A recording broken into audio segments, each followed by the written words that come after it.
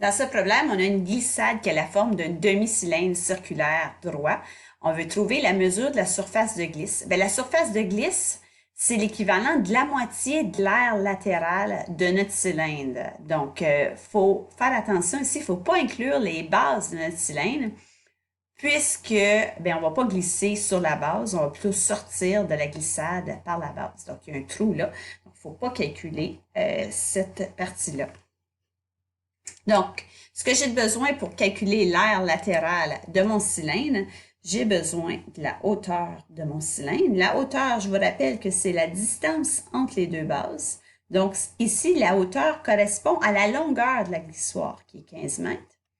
Et le rayon que j'ai besoin pour calculer l'aire latérale, ben, c'est le rayon de la base qui est de 0,6 mètres. Pour calculer l'aire latérale, bien, en fait, c'est l'aire latérale divisé par 2 que j'ai besoin, puisque c'est la moitié de l'aire latérale. Donc, la formule pour calculer l'aire latérale, c'est la circonférence fois la hauteur, au 2 pi r, qui est la formule de la circonférence, fois h, 2 pi r h, divisé par 2. On remarque ici que les 2 s'annulent. Il nous reste pi fois le rayon fois h. Et là, j'ai juste à remplacer le rayon. On le remplace par 0,6. Donc, ça va faire pi fois 0,6 fois 15.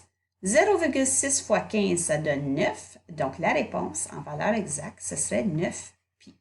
Et là, si je mets mes unités, bien, ça va être des mètres carrés. Et voilà.